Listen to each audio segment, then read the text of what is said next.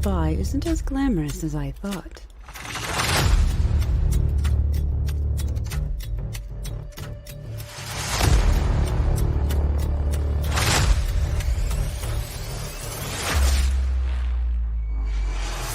But it isn't dull.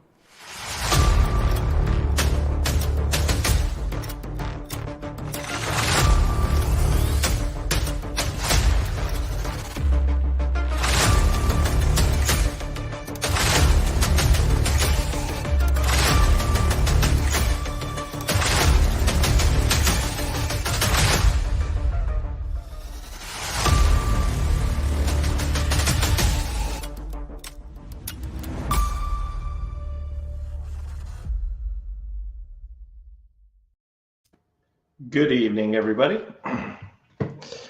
Welcome to another edition of Critique Corner with me, Daniel Parker, and me, DB Fastbinder. And so, if you're, I should probably start. If you're new here, thank you for joining. If you're returning, thanks for coming back. If you haven't already, hit the subscribe button, hit the like on the stream. Bell for notifications, all that good stuff. Really helps the channel out. Indeed, we finally broke through 42 after a while. So if we can't have the best number, let's move up to 69. Let's come on. Yes. And hey, SGD, good to see you. Hey. So if you're new to this show, what we do is we each start with our thing of the week. This is something that we've been watching or consuming for the past week, and then we move on to the topics. And for my thing of the week is actually a repeat returning champion, I guess. So for my thing of the week is Sonic 2. Now, I should mention this is not in fact a real movie poster. I couldn't find a real one in time. And you know this is a fake one because it's our boy Metal Knuckles, who does not in fact appear in the movie. Or Metal Knuckles, Metal Sonic. Bleh. Metal Sonic, yeah. It's morbing time. It is in fact not morbing time. So I finally got around to watching Sonic 2, and it's I would say, in my opinion, not as good as the first one, but I still enjoyed it. Definitely do a little rehashing of the first movie, kind of the same plot beats, but other than that, I like the story. It's kind of like I said, kind of similar to the first one with the whole a little bit of the chasing down the MacGuffin. Mm-hmm. So like the first one, they had to go get Sonic's rings, and then this one they're going for the Emerald. What was it called? The Master Emerald? Master Emerald, thank you. You'll have to forgive me. I don't know much about Sonic lore. So I don't even really like most of the games. I've just watched people complaining about them for years, so it's come through osmosis. Yeah. Although I should mention real quick, it's fitting that this is my thing of the week because today is the 31st anniversary of the release of the original Sonic on Sega Genesis. Oh, really? Yeah. Neat. Yeah. So, but this it's a fun movie. I mean, like the first movie, they're both fun movies, which we're sorely lacking in this current climate of films. And I kind of like how I did like the evolution that they have with Sonic, particularly with his relationship with Donut Lord Tom. Because at first, they're trying to, like in the first movie, there was kind of like, Sonic just, he wanted a buddy, but there was obviously they were trying to do like a father-son thing, and mm-hmm. they were really pushing the father-son thing in this movie. Because Sonic is he doesn't want Tom to treat him like a kid, like his son. He wants a friend, and then of course, spoiler alert, he gets 2 new friends. Yep. But I liked Jim Carrey, of course, is back as Robotnik, which he really I think he hams it up even more in this movie than he did the first one. Oh yeah, like, I was worried in the first scene that he came in like, oh god, is he going to be at this level the whole movie? Yes, but the improv got better after the first scene, in my opinion. Yes. Um, what what I like about like movies like this is even though it's a PG rated family friendly movie, they still throw in the occasional adult joke. Yep. Like when when they're in the temple getting the Master Emerald and the blade swooshes right in front of Robotnik and Knuckles, and he says, "Oh, good thing that didn't cut off my mustache." Or the sister-in-law, the woman from the first movie where she they're in Hawaii for her wedding, and she's like, "You mean even the woman who waxed? She's an agent too." Yeah. So did you get the impression that I got that they were kind of looking for excuses to keep the humans in the plot? Yeah, especially with the sister-in-law, that was kind of a little. Yeah. That seemed a little tacked on. They might be able to pay that off in Sonic 3 since they're going to basically do Sonic Adventure 2 and the Agents of Gun. So I guess this movie was them setting up who the Agents of Gun are. Okay. Yeah, I thought that was funny. Yeah, GUN gun. Like, what? Are you kidding me? Yeah, no, that's a real Sonic thing. It sounds like something lazy that they made up for the movie, but nope, they've been around since the Dreamcast, the end of the Dreamcast era. Oh wow. But yeah, I mean, I think it's a fun movie, and I liked and I liked Idris Elba as Knuckles because he was great. Yeah, because his voice kind of like you kind of feel like it's out of place, but I think that's kind of the point. Because he's like, oh, the ice cream has sprinkles. Yeah, like he's just saying very silly things in a very serious tone. Yes. And then of course I will say I kind of felt like Tails kind of got lost a little. Yeah, they kind of. I guess it's if you need to get to Shadow by number 3, sacrifices must be made in number 2. Yeah, but and again, like I said, I don't know much about Sonic lore. I don't know how Sonic and Tails meet originally in the game. I guess they just kind of like. So it depends on the version you go with. The one that they invented, and I know about this because this book called Console Wars, where basically the head of Sonic of America or Sega of America came up with this origin story as kind of a way to smooth out some differences in interpretation between the Japanese and American stakeholders in it. Mm-hmm. Where he made up the story. Yeah, his name was Miles per Hour. Miles per hour. Yeah. Took me a while to get that joke because I didn't hear anybody say it out loud. But basically, he always admired Sonic, but he couldn't run fast because his two tails got in his way of running. So nobody could, or everyone made fun of him. The other foxes who had one tail made fun of him. So Sonic taught him how to use his tails to move as fast as him and turn his disability into an advantage. Okay. Just kind of a cute little thing. Like kid's like, hey, you might be different, but that could be good.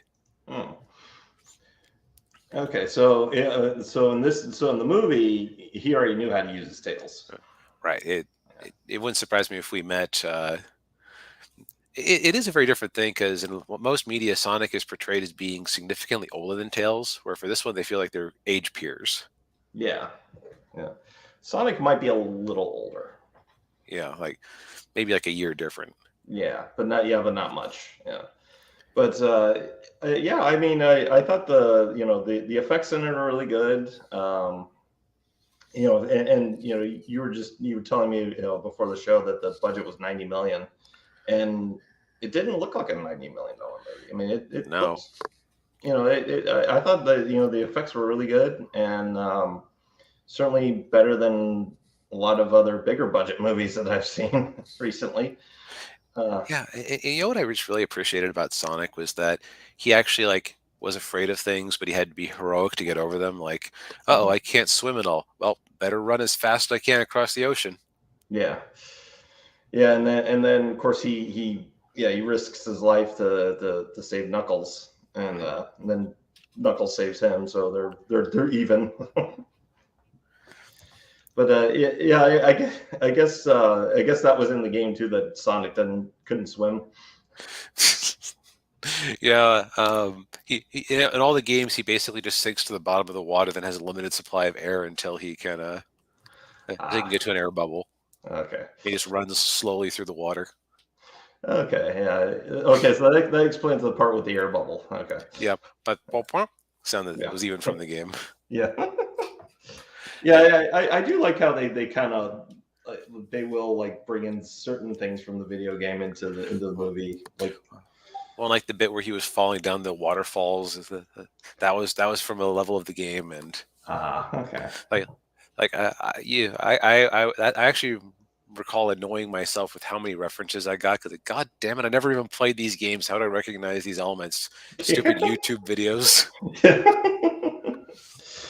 uh, but yeah, I like you. I would recommend this movie, and hopefully they'll.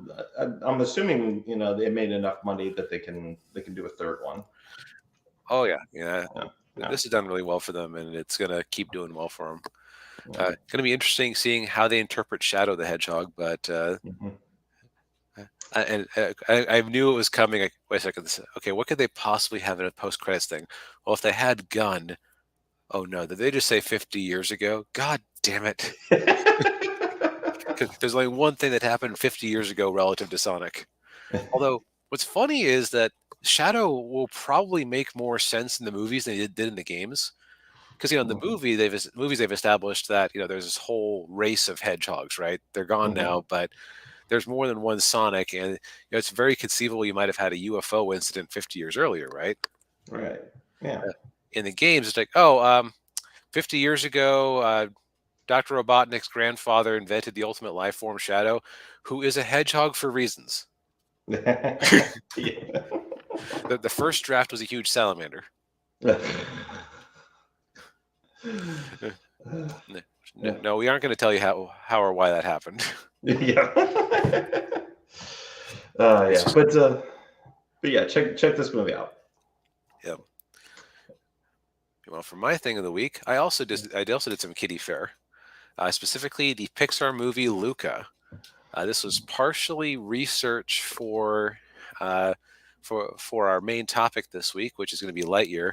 Because I was just legitimately curious. Okay, this was one that they had in the pipe. They threw it onto Disney Plus last year because no movies are really doing well, Mhm. and so they kept having to do, like, Disney kept doing this cost benefit analysis. Okay, what movies does it make sense to put in theaters versus and making premium versus just throwing into the Disney Plus thing. And what they Mhm. kept consistently doing was their first party stuff like Raya and Encanto got to go to the theaters, even though they didn't make much money in the theaters before they came to Disney Plus. But everything Pixar was putting out just went straight to Disney Plus. Mm. And I picked Luca from the list for a couple of reasons because they also had one called Soul, which I didn't really feel like watching. Just it sounded like it Yeah. was jazz and death, and like, I kind of saw Coco, so I don't necessarily need another Pixar movie about the afterlife. Yeah. And I didn't choose Turning Red or Seeing Red or whatever it was called because I don't hate myself. Um, so Luca is basically it takes place in Italy in the early 1900s. Unclear when exactly, though Vespas existed, and the overall tech level seems to be like pre World War II. So Okay. they're like radios and Vitrolas, and but there's a small fishing village, and there are a race of undersea people who live in the bay, like in an isolated part of the bay that nobody goes to because there's supposed to be sea monsters there. And the sea monsters there live in fear of the surface dwellers and do everything they can to avoid them. Luca, our main character here in the middle, who looks a bit like a anime Tom Holland now that I look at him more closely. Oh, he does. Not actually voiced by Tom Holland. They actually got kids to do these voices, as far as I'm aware. Oh. But he runs across. What is his name?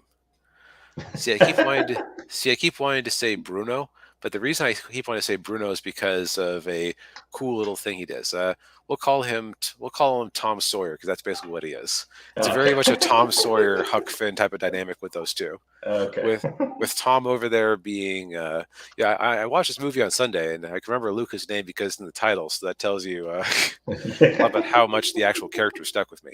I thought it was a problem because I was watching too much anime. It's like, no, I just generally don't care about character names unless it's actually like really distinctive. Yeah. Anyways, so Tom Sawyer over here has been living by himself for a bit, although he claims he's living with his dad at first. And he basically teaches Luca all about the surface world. Because the quirk of these mer people is that if they get out of the water and dry off, they turn into completely ordinary looking people. Where have I heard that before? Where have you heard that before? Oh, The Little Mermaid. Oh, okay. Pirates of the Caribbean, Stranger Tides.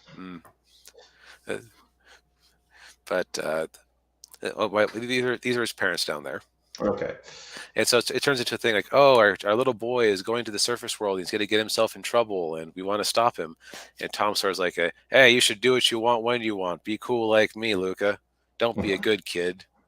We don't need stinky adults. So the two of them infiltrate this small Italian village to get away from his overbearing parents. And it's got... I would say that it's something we've talked about before, where the Pixar magic is gone. Like I didn't ever feel like I needed to cry.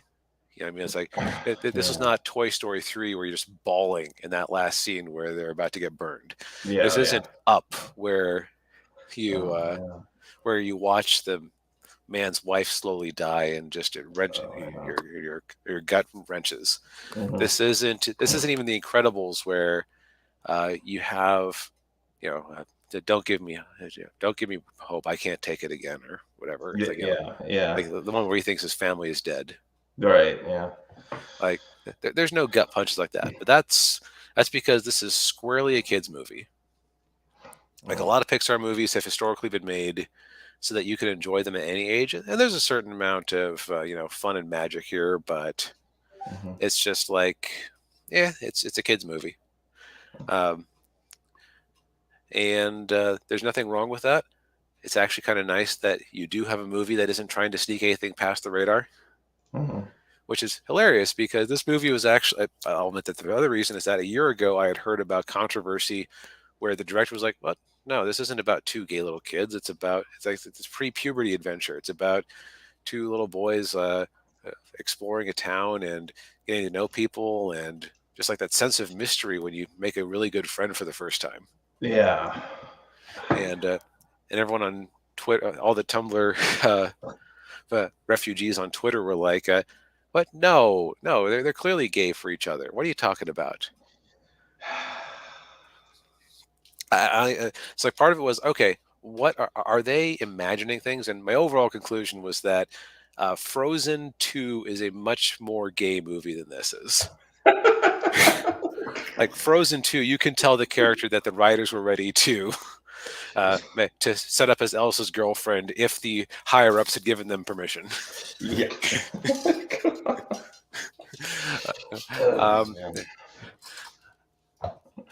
Let's see here. What else is? I mean, Lightyear is an unfair comparison, but yeah, because they were actually overt about it. But like, it's like Sonic 2. Like anybody who watches that movie and thinks, oh, well, Sonic and Tails are clearly gay for each other, they're inserting a lot of headcanon in there. Yeah, and a lot of their own personal biases into the characters and into the story, and Yeah. Oh, one thing one thing I didn't, or there are two other things I wanted to mention. One is that my favorite character was easily this girl's father, the one-armed fisherman back here, Okay. because he's a very quiet, gruff character who clearly has a heart of gold. Mm-hmm. I feel like he's very tough-minded because he's had to, he grew up with one arm in a fishing village where he had to live by his own strength. Yeah. So, but he's a great character. Not so great is our villain here, who I would be very curious to talk with an Italian to see if they thought this movie was racist against Italians. little Like too stereotypical. a beepity boopity. Oh. On a scale of 1 to 10, a beepity boopity. But anyway, like the villain here, he's like a kind of twiggy jerkwad who wins the race every year, even though he's too old to enter. Like it's like a kids race. That's like the climax of the movie where they have to do a swimming thing, then they have to eat a bunch of pasta, then they have to do a bicycle race. And it's run by the local pasta company. That is one of the dumbest things I think anybody could do. Yeah, like this girl here kept entering the race and she kept throwing up during the bike part. Yeah. Yeah. But these two are trying to get enough money to get a Vespa so they can just go wherever they feel like. Mm. And it's funny to see he's like Eurotrash Gaston, I guess is the best way I would put him. Except that Gaston had the admiration of his community. Yeah. Where this guy's just kind of seen like people are like the kids are kind of afraid of him. The adults think he's a little punk. So he's like a kid version of Don Vito Corleone.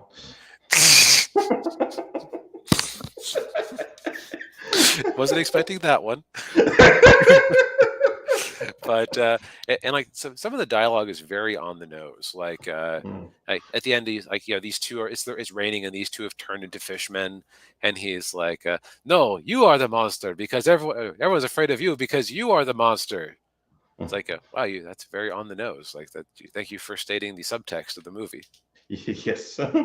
It's a lot of little lines like that made me go, okay, this is clearly This is clearly just a kids movie, and there's nothing wrong with that. Like I said, it's just not what you expect from Pixar.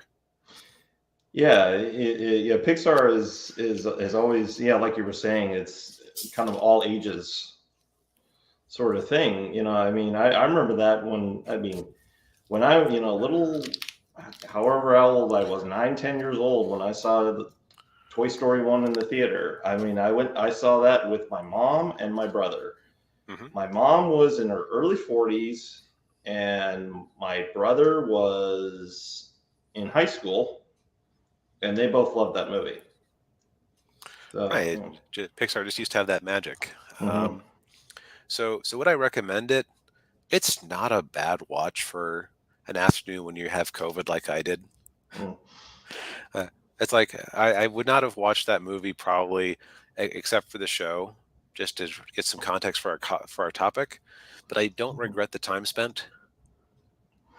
Yeah. What's also kind of funny is, and this is I'm going to pull this up real quick. 1 second. Okay. Let's see. I saw this part way through. I saw this part way through the movie, and I couldn't unsee it. It's like that unfair parody people have of CalArt style in 3D form. Because I was trying to place like, okay, this looks. There's something familiar about this. Now, don't nobody jump down my throat. I know that that the California School of Animation or whatever does not actually teach this specific style. Mm-hmm. Just that CalArts is a useful shorthand for something. Mm-hmm. That like when people say CalArts, they mean this. Yeah. So once I saw that, I really couldn't unsee it because like everyone's mouths were kind of weirdly big and. Yeah, and we'll probably get into this when we start talking about our topics, but it looks like Pixar is kind of pulling the same tactics that Disney was pulling back in the 70s, where they're kind of doing this sort of like copy paste form of animation to save time and money. Yeah, so that instead of tracing stuff from the 40s to like, oh no, this dance scene from Robin Hood is totally original. We didn't trace Snow White. What are you talking about? Shut up, go away. Yeah. But But, so before we get into our real topics, let's talk about the topics we're not topicing about. Our boy Ezra Miller, our friend of the show, Changus. Hey, Changus, if you're listening. Yes, Is Ezra Miller just Mr. Frog from Smiling Friends? To which my response was no, because Mr. Frog entertained millions. We still don't know exactly what is going on with Ezra Miller or Amber Heard at this point. Yeah. The jury's still out. We're hearing a lot of rumblings about different things, but yeah, we'll have to keep an eye on it. See what the final decisions are with both of them. Yep. We've been giving Warner Brothers too many drubbings in a row anyway, just because they've had the most news. This week, Disney got a couple of black eyes. Yes. So we go back to our old friend, thenumbers.com. You're probably the best source for everything. Here's a couple of interesting things. So first off, for the weekend, Lightyear came out, and D. Rhino, if you're listening, you were very correct about your prediction about it bombing. We were expecting it to do moderately well. Yeah. It barely cleared 50 million. Yeah. For the weekend, Jurassic World Dominion took home 59 million in the US. Lightyear took home 50.57 million, and Top Gun Maverick, which has been out for a month now, took in 44.65 million. Jeez. And I was watching a Valiant and Renegade video, and he was pointing out that if it wasn't for the fact that Lightyear just came in and Disney probably bogarted all the IMAX screens, that Maverick could have very easily taken second place again if those screens had just been available to wherever they thought they could sell the most of. Yeah. Now, Lightyear did come out on top in a few markets, like mostly in Latin America, but not good. Right? You might go, oh, well, maybe it's like The Bad Guys. The Bad Guys hasn't done too hot in the U.S., but it's got a big chunk of international business. It's also a cheaper movie. Maybe they make it up that way. Or this is not the case. It's actually doing better in the U.S. than internationally. Although this international 34 million here has not been updated with the dailies. Also, everyone was like, oh, Jurassic World is doing so well. Actually, that's even more embarrassing. Jurassic World is trending down. Word of mouth has not been good to that movie. Much like Doctor Strange was earlier in the year. So it's in the bottom part of its projection here from the numbers. They were estimating, based on its first weekend, they were estimating a range of anywhere from 258 to 355 million. It's currently sitting at 271. Yeah. So it can't even keep up with a underperforming dinosaur movie or modestly performing dinosaur movie. Yeah, that's pretty. Yeah, I'm gonna. I'll confess, I was a little surprised by it. I really thought that it would. I thought it would be number one. Yeah. Might not have done as well as it could have, but I figured it was a shoo-in. And meanwhile, Top Gun Maverick, not only has Top Gun managed to I've been watching the dailies too, just for curiosity. So for Monday, which was a federal holiday, Tuesday and Wednesday, which are the numbers we have, Lightyear did not take number one in the US for any of those. Ooh. And Top Gun actually took first for at least one of the days. Because people just want to keep seeing that movie over and over again. Oh, it is an easy billion at this point. Oh yeah, it's and well, that's and by all accounts, from every again, I probably said this almost every week now that this movie's been out. Everybody's everyone who's seen this movie has enjoyed it. They've obviously gone back and done some repeat viewing of it, and they like watching Tom Cruise flying around in a fighter jet. Yeah, I mean, well, what are you gonna do? Meanwhile, people don't like watching Chris Evans be morose in space as a toy. Yeah. Oh, Ninja Toe. How did Lightyear do compared to Morbius? Well, Uh, so Lightyear is going to handily outgross Morbius yeah, because um, Morbius brought in 20 million less its opening week, or excuse me, 10 million less its opening weekend. Um, Although that will be an interesting comparison to keep watching. Like, how long does it take for Lightyear to surpass Morbius's final take? yeah. But yeah, it's and it will obviously, yeah, we'll get into it more, but like, the marketing on Lightyear, I don't think was very good. No.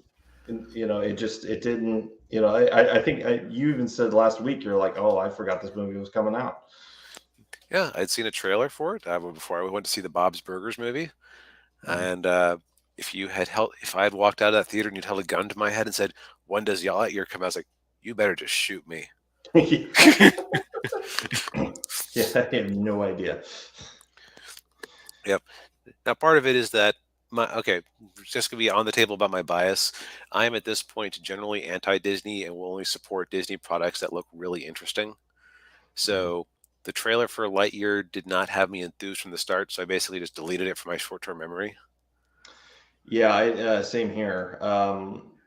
As far as my feelings towards Disney, I mean, I'm pretty, aside from Disney World, which of course I live about 20 minutes away from it.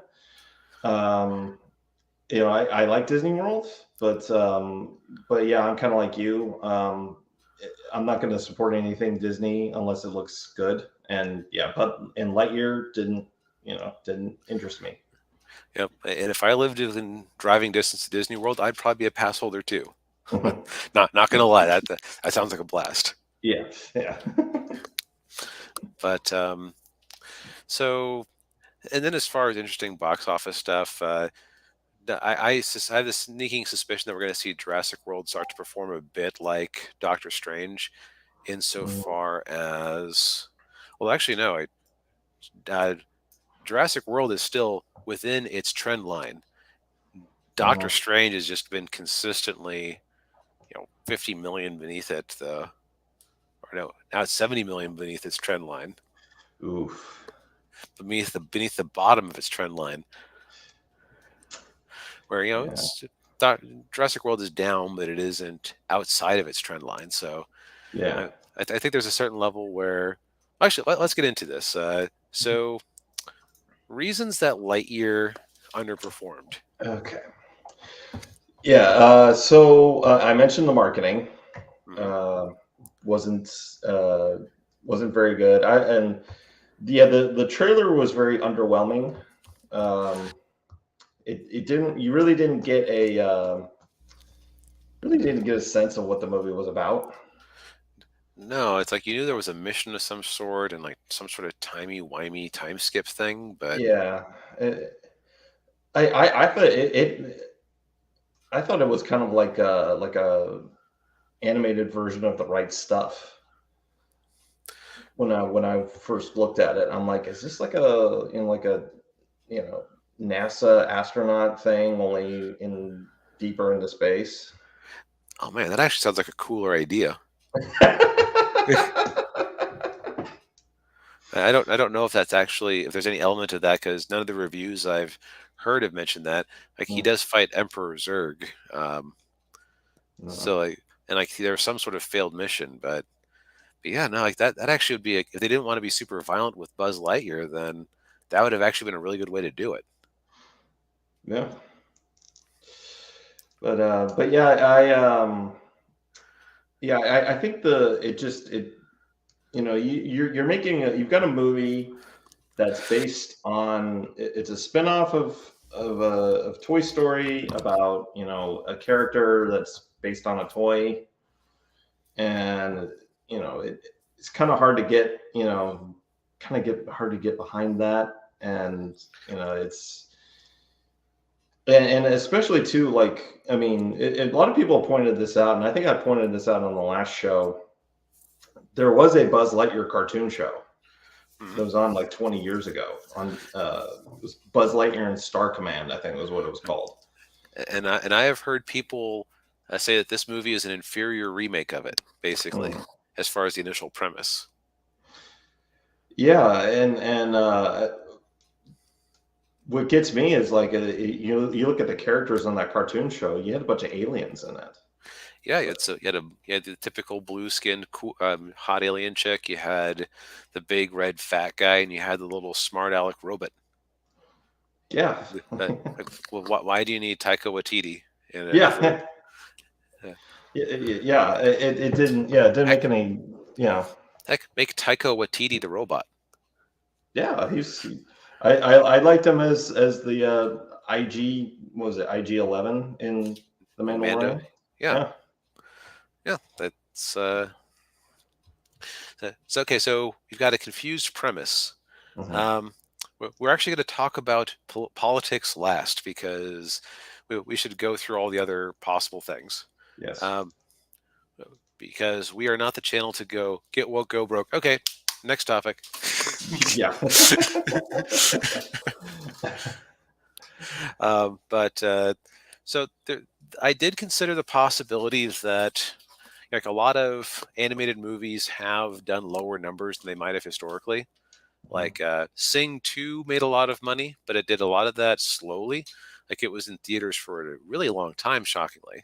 Mm. Like still, it came out alongside Spider-Man, and it was still in theaters to at least a significant degree through like April or May. Wow. Partially because movie theater owners went, well, it's like a animated kids musical thing, and parents will take their kids to go see it. So we don't have anything better to put in. So let's Yeah. it's worth putting a couple of theaters on. Yeah. But like if you want to be technical, Lightyear is, I think, the highest grossing animated feature post COVID, Mm. if you don't count Sonic 2. But we're talking like 100% animated, not the live action animated mix that Sonic is. Right.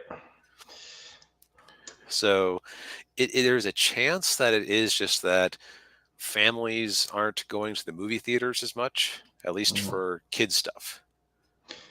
Yeah, and the thing. Like right now, of course, everything costs more than it Mhm. did a year ago, or 2 years ago, or 3 years ago. And you look at, I think what you said, the average ticket price was $13. 13, yeah, that's apparently the new normal. Okay, so you get $13, and then you go and you get your popcorn, your drinks, your snacks, and everything. For a family of four, you're talking 120, 130 dollars total. Yeah, depending on how extravagant you are, it can be. We're not even talking like an IMAX there. 13 is the average, not what everyone's paying. Right. Yeah. I mean, I mean, going to the movies, especially for a family, that's like a special occasion. Right. It's not like a weekly thing. Right. Which, especially, Spider-Man seems to have been a special occasion.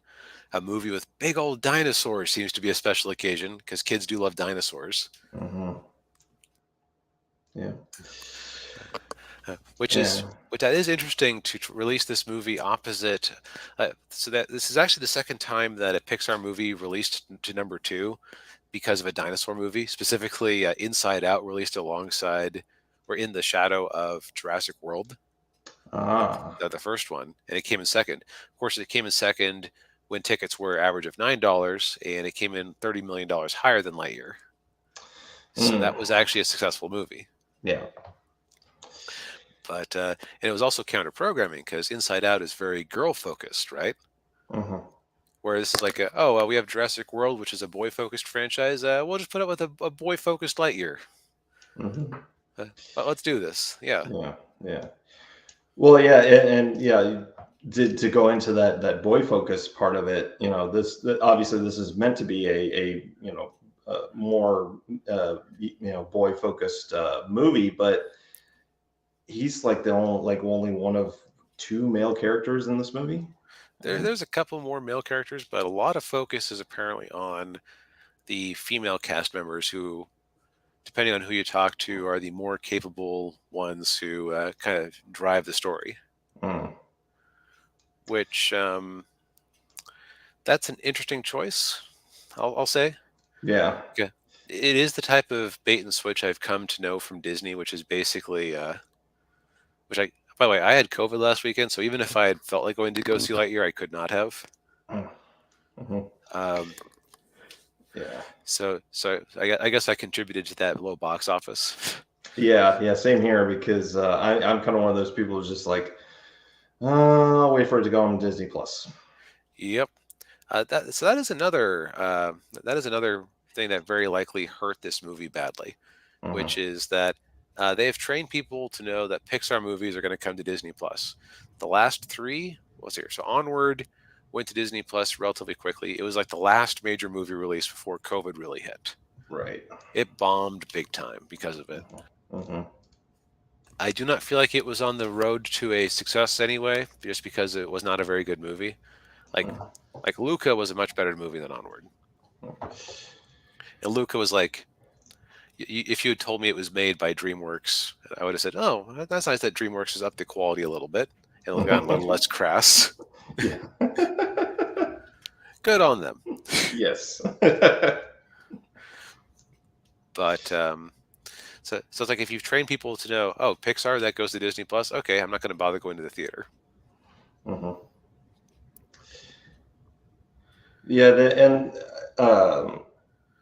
I will say one of the things that I think has really hurt, and we talked about this during the week. One of the things that has really hurt Pixar was when Disney animation went to 3D. Mm-hmm. Because if you list off a bunch of Disney movies and I look at them, I can't tell which one is Disney animation and which one's Pixar. Yep. A lot of people think that Wreck-It Ralph is a Pixar movie. It isn't, but it was made when John Lasseter was basically calling some shots at both studios. Mm. Yeah, and I will say, and I think there's another thing we mentioned too. Ever since Lasseter left Pixar, that studio has not been the same. No, it's not like they were coming out with nothing but gold. Like, we still had Cars 2 and 3. True. Yeah. But he had a vision. Mm-hmm. Yeah. And it just, I think this movie just really it did not hit the right buttons that they were hoping for. Yep. Yeah. Now, so I think so. We've talked about non-political explanations. Let's take the pin out of that and look at the political for a moment. Yes. Okay. So first off, so apparently, according to what I heard, there was talk in advance of, there's this lesbian kiss that Disney forced us to remove, and in the wake of the whole parental rights thing down in Florida, they kind of strong-armed it back into the movie. From everything I've heard, that relationship is not something you can cut out, which, good on them. If you're going to have it in the movie, then have it in the movie. Yeah. It isn't like Rise of Skywalker, where it's like a little thing you can excise for the Chinese market or whatever. Yeah. The consequence of that is that a bunch of countries have said, okay, fine, we're not going to show it at all. No China release, no Indonesia, no Saudi Arabia, no Malaysia. Mm-hmm. A lot of countries. And I actually saw signs in Spanish from different markets that were basically saying, be aware that this movie contains identity politics. Yeah, I've seen those too. Yeah, it's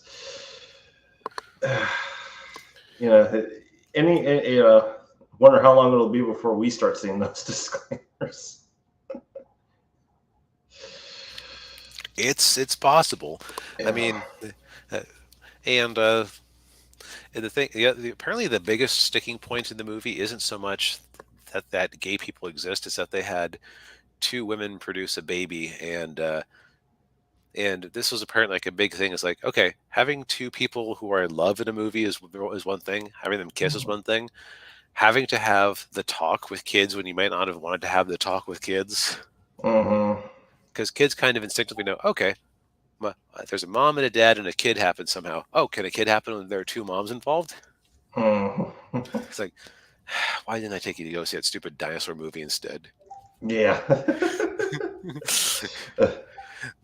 Although Yeah, I guess Jurassic Park also had two mom dinosaurs making eggs, so I guess you can't escape it. yeah, that's true. Got a separate rating. Have a separate rating system for politics. Yeah. And here's the thing: is like it's not even necessarily a matter of hate to not want to have certain discussions with your kids if you don't think they're ready for them. Mm-hmm. But you kind of like are forcing them to do it, and I think that's kind of the other thing is that whatever you happen, whatever you think happened uh, in regards to Florida, you know what happens when you make your movie like a big central piece of Disney's resistance against it? You put the taste of politics in people's mouths. Yeah.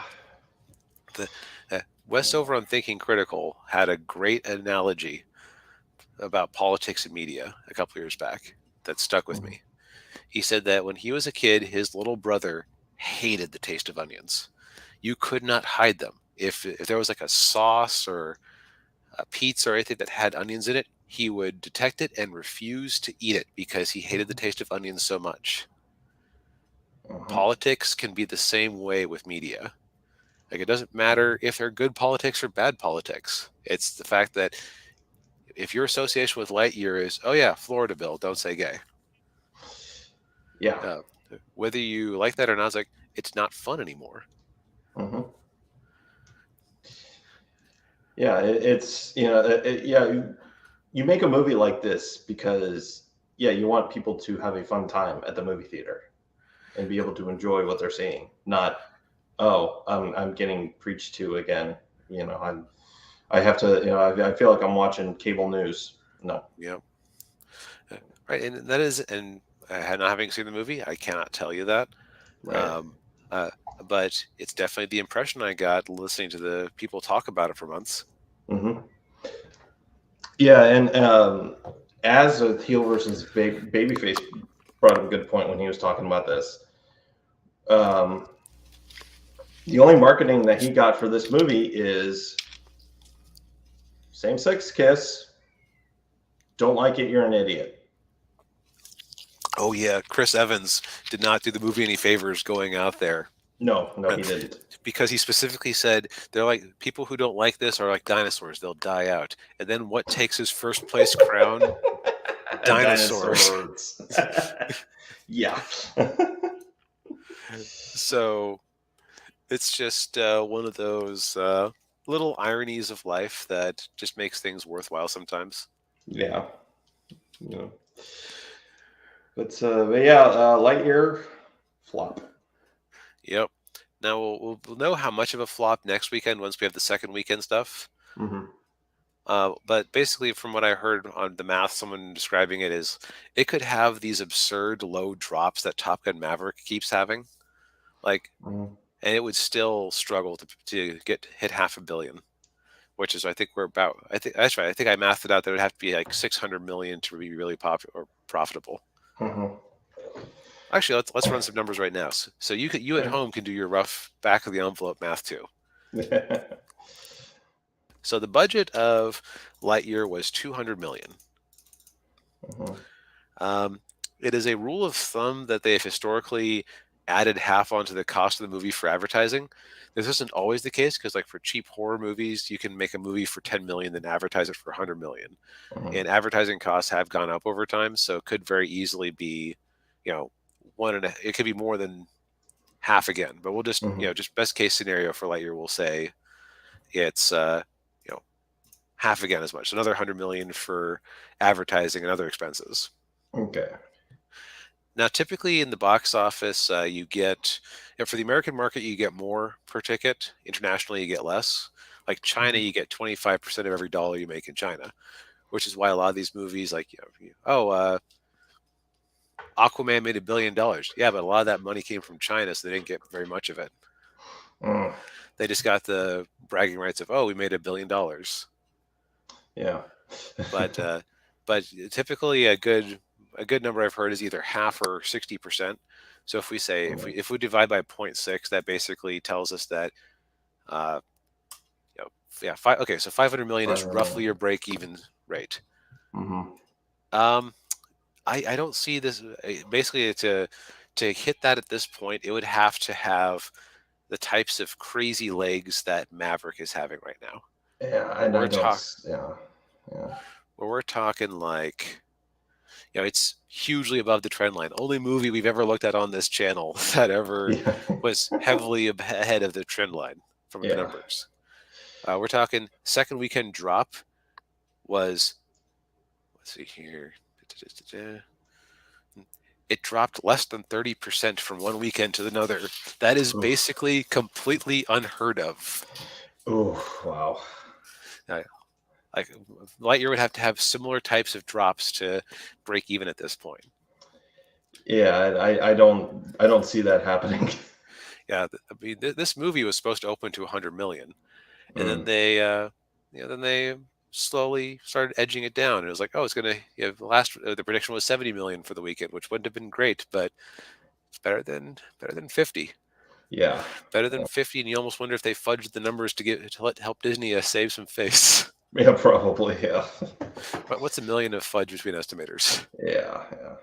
So basically, I think our overall conclusion is that it was a muddled, confused advertising campaign for a movie that didn't have an immediate purpose. Like, who was asking for the real story of Buzz Lightyear instead of Toy Story 5 or something? Not that. And it was kind of a dour movie that was competing with another boys' property, and also it put the taste of onions in everyone's mouth. Yes. Yeah. Yeah, I think all of those factors led to it. Yeah, not performing. Yep. Meanwhile, on the other side of things, we have our favorite AstroTurf superheroine, Ms. Marvel Kamala Khan. Yes. And I say AstroTurf because they keep trying to make fetch happen. Yeah. People want a classic Buzz Lightyear film. Yeah. Yeah, I would say go watch they made a straight to video movie that I never actually ended up seeing, so I might have to go back and watch it on Disney Plus. But the actual show was good. Yeah. I remember thinking that Zurg was like a great, almost like an '80s throwback Saturday morning villain. The type like Skeletor who were always getting upset with their minions and Cobra Commander and exactly. But so Kamala Khan, the most astroturfed character in the history of comics. Yes. Actually, no. I will say that she is more astroturfed than Captain Marvel, because Captain Marvel started off as Carol Danvers, a character that people liked. Yes. She had a long history, and they did make her a focus of that failed Marvel versus Capcom game they made a while back, but she wasn't the only focus, and she wasn't the reason that game failed.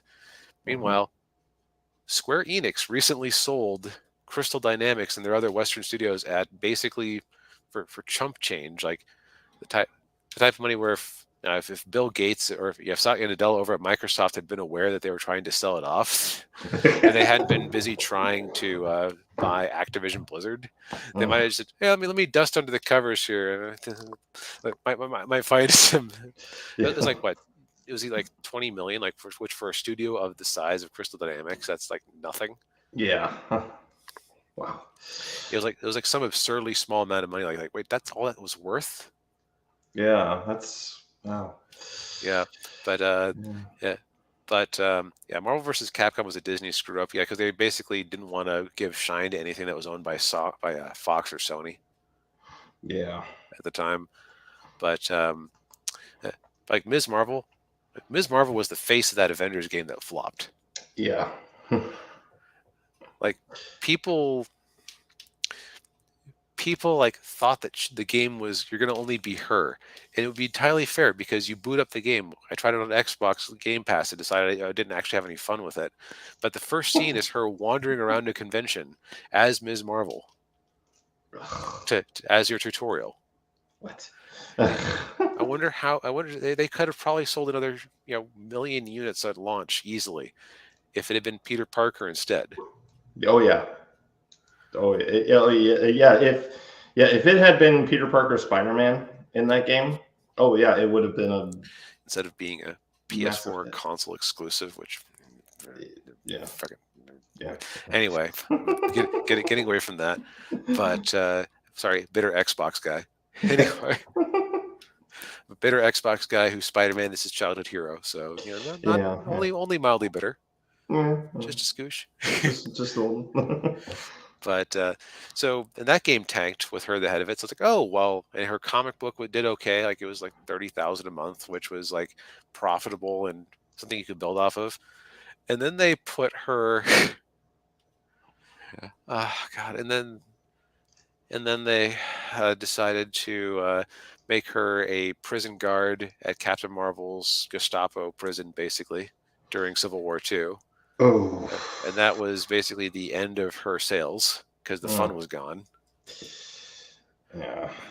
Like Comics Perch was talking about how his sister was reading through the comics because she knew there was a show coming out, so she was curious. And she, a normie who did not know anything about Comicsgate or online Twitter debate, identified that moment as, it just wasn't fun after that. Yeah. Yeah, imagine that. Onions. Onions, yes. Also, Holy Ninja says, also the Avengers game had a very stupid premise of Ms. Marvel and the Hulk putting the band back together after a stupid event. I mean, at least unlike Overwatch, they got the band back together. Winston, the game launched in 2016, and Winston is still down there going, is anybody coming? I put out the call for everyone in Overwatch to come help against these villains. The cake is solid.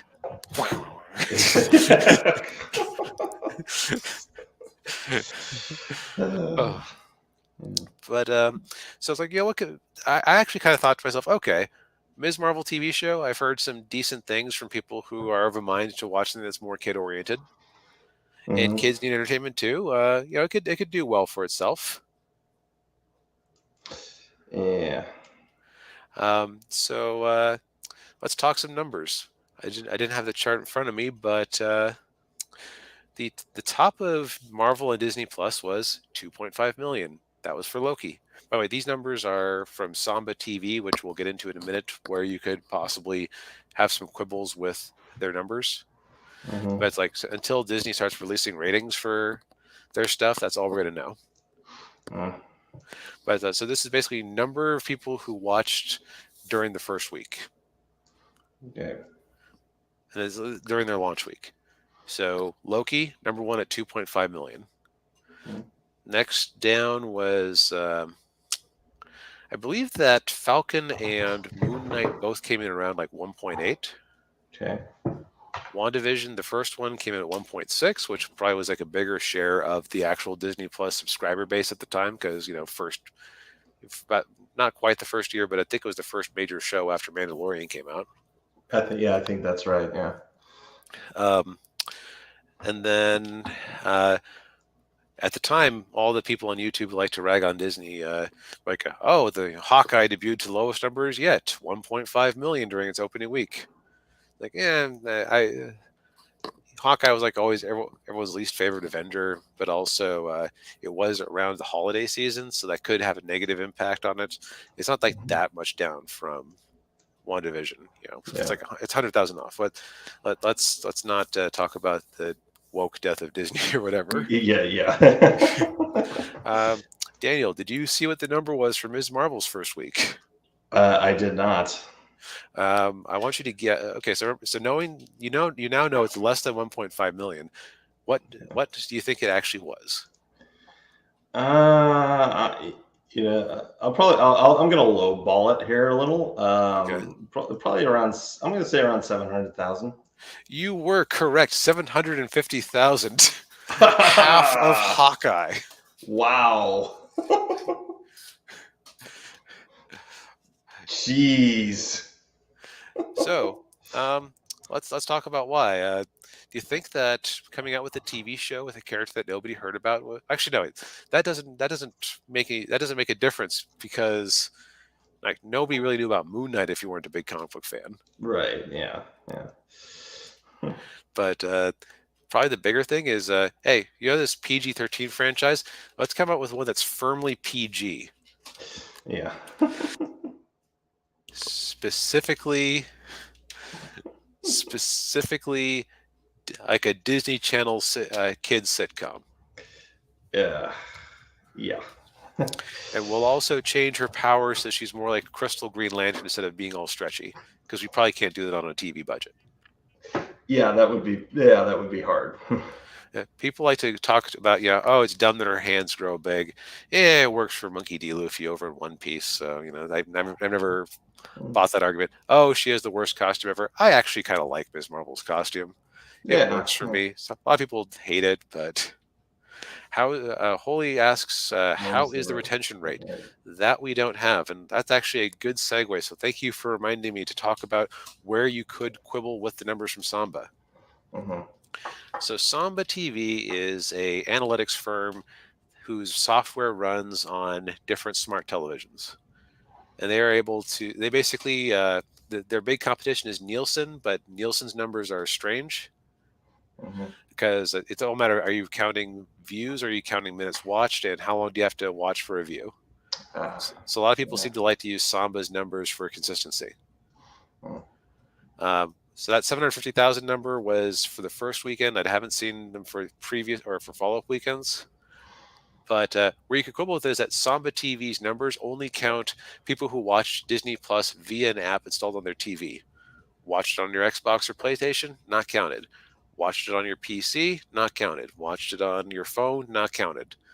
And you could argue, okay, a lot of kids probably watch this. A lot of kids will probably watch a show like this on their iPad in their room at night or something like that. Mm-hmm.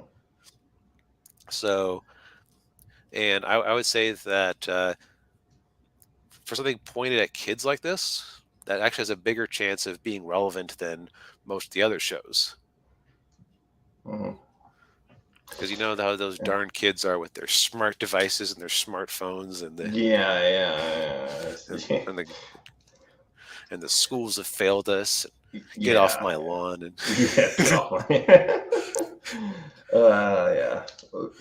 it's a very interesting choice for Marvel to do watch this through the high seas, not counted.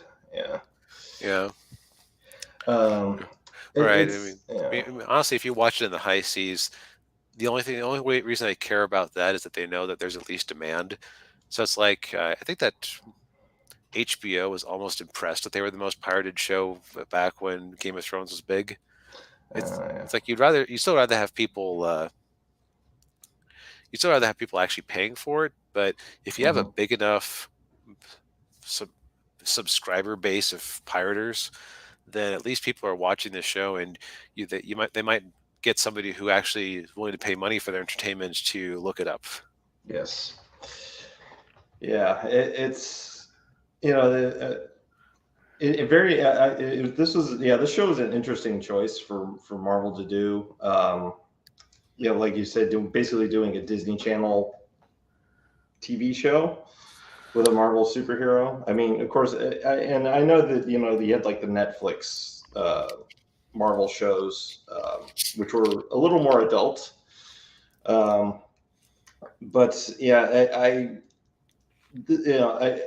I think Ninja Toe pointed this out. This is a very niche character, and I know with other Marvel properties that hasn't really been an issue, but with this one, it's kind of like, okay, it's you have a teenage superhero, that's, you talk about a very niche audience, guys like us, we really, I'm really not, wanting to watch a teenage superhero show. Yeah, I mean, unless it's animated, like if it was an anime or something, I would consider watching it. Yeah, My Hero Academia. I mean, that's You know, that one's good, but yeah, like a live action one where it's kind of like I never really liked Disney My sister shows. loves Yeah, yeah.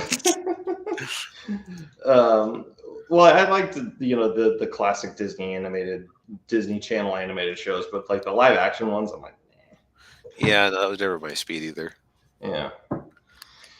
But yeah, I think with this show and then with Lightyear, um, Disney's got a couple of black eyes, and it'll be interesting to see what happens with their future projects going forward. I mean, because we were talking about this, during the week.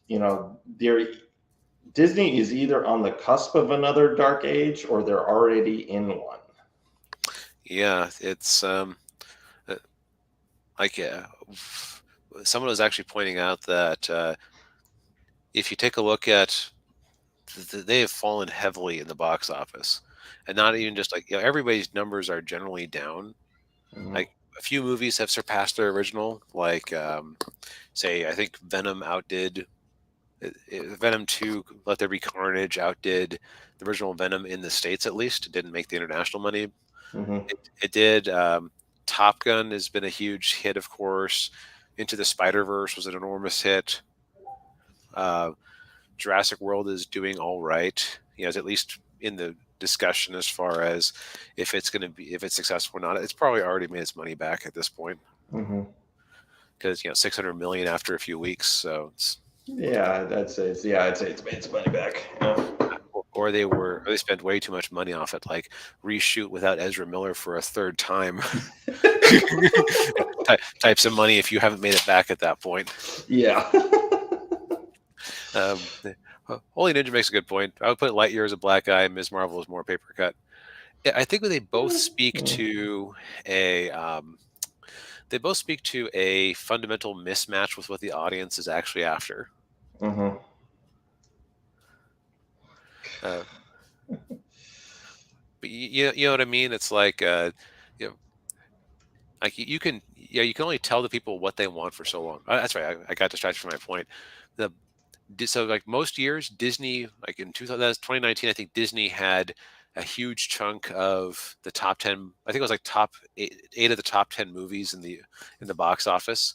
Because Mhm. 2019 was a ridiculous year for them. Bob Iger packed that year full of billion-dollar movies on his way out the door. It's like, yeah, we'll have a Rise of Skywalker, which will keep in theaters as long as it be a billion-dollar movie, and we'll have Aladdin remake, we'll have Lion King remake, and we'll have Avengers Avengers Endgame, and we'll Yeah.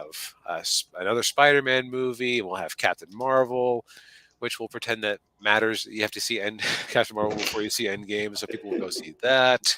Yeah. I'm not saying they got there honestly, folks. I'm saying they got eight of the top 10 by hook or by crook. Yes. Yeah. But like for this year, they have one in the top 10. Hmm. Now, mind you, part of that is they didn't release all that many movies so far. Mhm. But I get this feeling that Lightyear is not going to stay in there. They might have two now that Lightyear's come up, but Lightyear would be like number 10 or so Mhm. at best. Yeah. Like it's much more diverse. Paramount is having a much better year at the movies than Disney is between Sonic and Top Gun. Yeah. Oof. Yes, oof is a good way of putting it. Yeah. And so they and the other thing is that with purses tightening, one of the easiest things to do is, well, Connie, how often do we actually watch stuff on Disney Plus? Yeah, it's only $7 a month, but we can wait until we actually have something we want to watch on there. Mhm. Yeah, well, what are we waiting for? Well, I guess I'm waiting for Mandalorian season 3. Okay, that'll come out at some point, then we can catch up on everything we missed. Sounds good. We'll cut it and have another tank of gas. Yes. Mhm.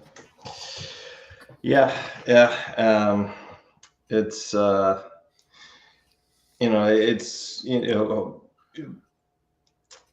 I honestly don't know what's going to happen because a lot of things, things that I thought I knew you know, Hmm. have turned out to be not the case, and people act in ways that have surprised me, especially over the last 5-6 years. Hmm. Yeah, so So I guess the question is, I and there's apparently there's also like a bit of whiff of that onion of that political onions on Ms. Marvel. Like they use the word Latinx in one episode or Latinx or something. uh, which not even Latino or Latina people use that term. Yeah, it'd be like in terms of cultural sensitivity, it'd be like if every time I was talking with someone who spoke Spanish, mainly it's like, oh yeah, I'm from the United States, Estados Unidos. What? The proper term is Estados Unidos. No, I say the term is United States. Yeah. In terms of being, except with like add a gender thing to it somehow. Yes. Yeah. There isn't a perfect analogy, but Yeah. Yeah. Yeah. Yeah. Yeah. but we'll see if they're able to clear out the people from Disney who insist on putting onions in everything. I Yeah. mean, Lightyear, they got the whiff of politics on it, whether deserved or undeserved, and they have paid a price for it. Yes. And we are not saying that there should not be movies with gay people in it at all. Not even Saying close. that. Yeah. Some people might say that. We don't say that. No, we don't say that. No. But what we say is keep it fun. Mhm. To quote the producers, keep it light, keep it happy, keep it gay. Yes. So it's like just like if you're going to come out with a movie based on a toy line, have it be fun. It's Yeah. uh, if you can't have Tim Allen in there, the TV show, like Daniel will point out to me over the weekend, has Patrick Warburton in it. Patrick Mhm. isn't doing anything. Have him reprise the role. Yeah. Uh, like sincere Captain America is not what gets butts in seats for Lightyear. He should be like he's supposed to be a larger than life Zap Brannigan style character. Yeah. Yeah. He's just over the top. Yeah, which like that would be fun. You could have this exact same storyline with the exact same politics. You put a character like that in there and make them more the focus. You would have probably hit that 70 million. Yes. Stop. Stop making for people over 35. Hey. See what I'll say is stop making these kids movies specifically for people over 35. There we go. Like this should be like, well, we'll keep a kid entertained for an hour and 40 minutes, and then the first question. The second question is, okay, how do we keep the adults from wanting to drown themselves in their popcorn? Yeah. and wishing the theater served alcohol. Yes. So you got to it's like that, but right now it's almost like as an adult I've always wanted to do like a deep dark deconstruction of the concept of heroism. I feel like Buzz Lightyear would be a perfect be a perfect agent for that sort of thing. And but let's give him a diverse cast of people around him who can help him on his journey towards understanding his privilege, which I think is literally a plot of the movie. Is Oh, God. like they don't actually use the word "unlike the Batman," but it's still like apparently it's like apparently that's like the subtext that people have gotten out of. Which again, cannot specify one way or the other because I haven't seen it. Yeah, me neither. But it doesn't sound fun. It tastes too much like onions. Yes, sort of. That reminds me of that one that the DuckTales reboot. They did an episode where they were making a Darkwing Duck movie, and they had the director of the movie, like they made him look just like Christopher Nolan. And he said, "Oh, my dark, gritty character study of Darkwing Duck." It's like, no, he's a guy who wears a cape and shoots gas out of a gun. Like, yeah, he's fun. Yeah.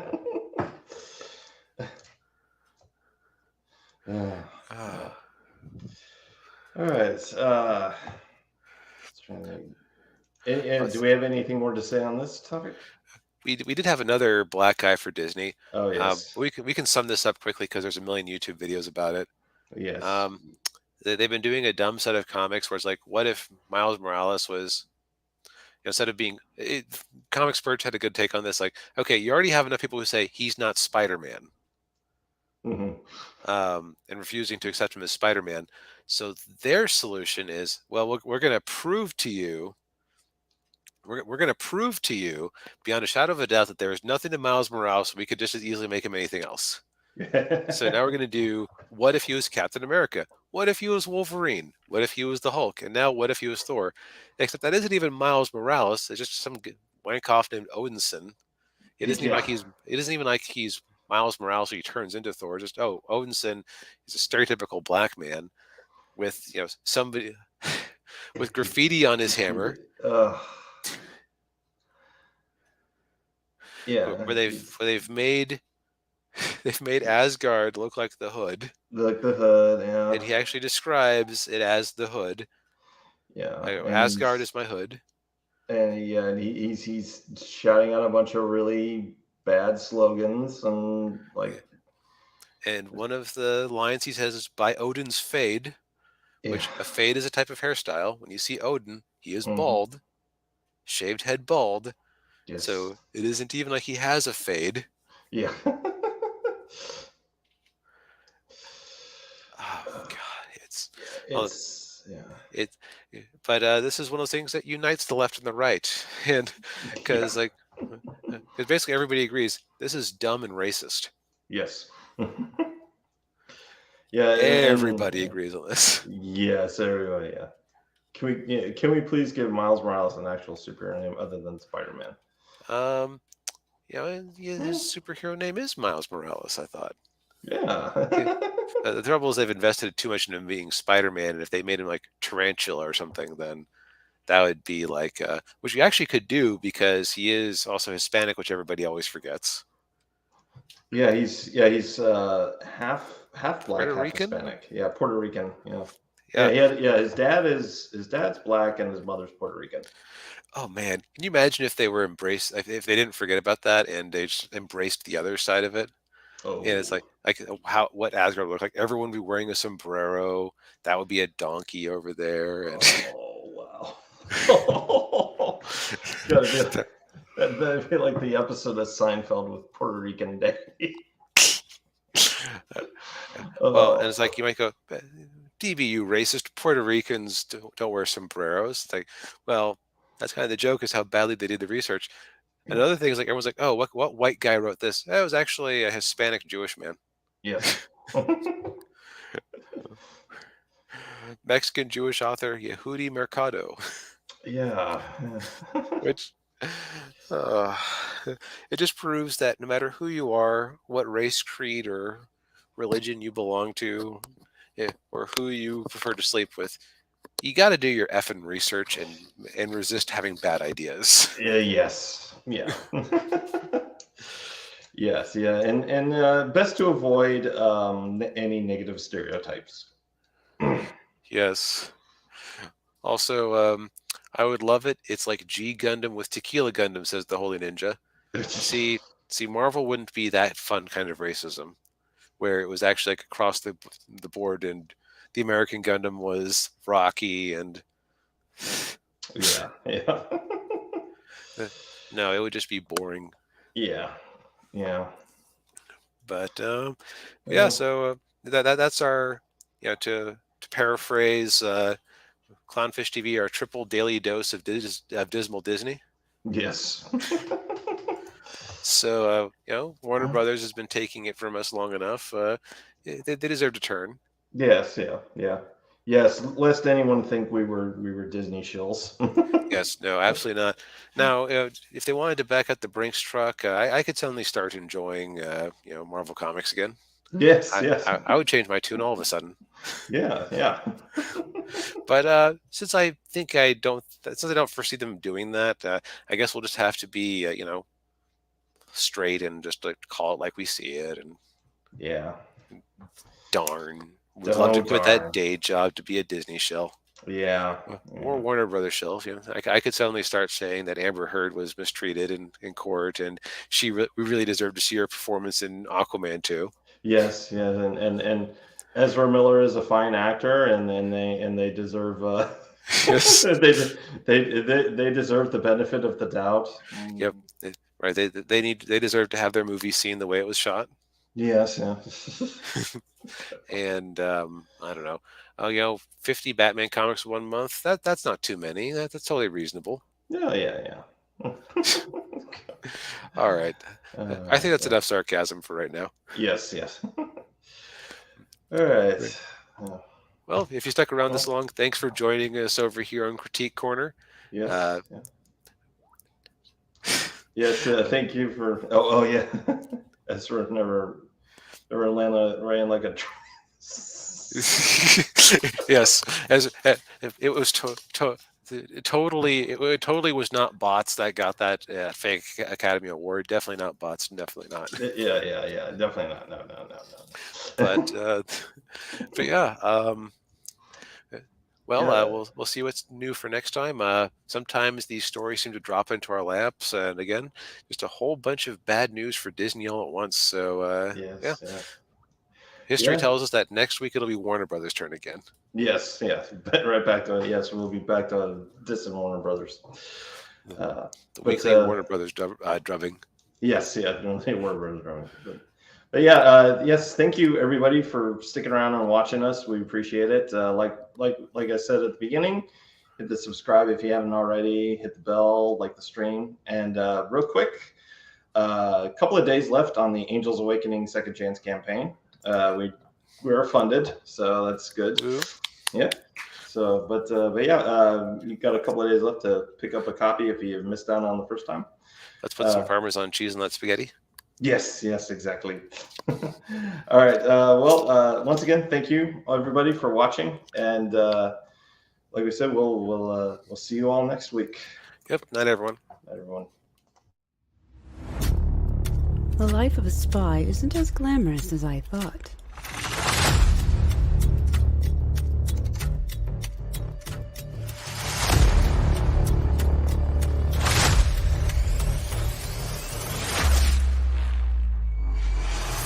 But it isn't dull.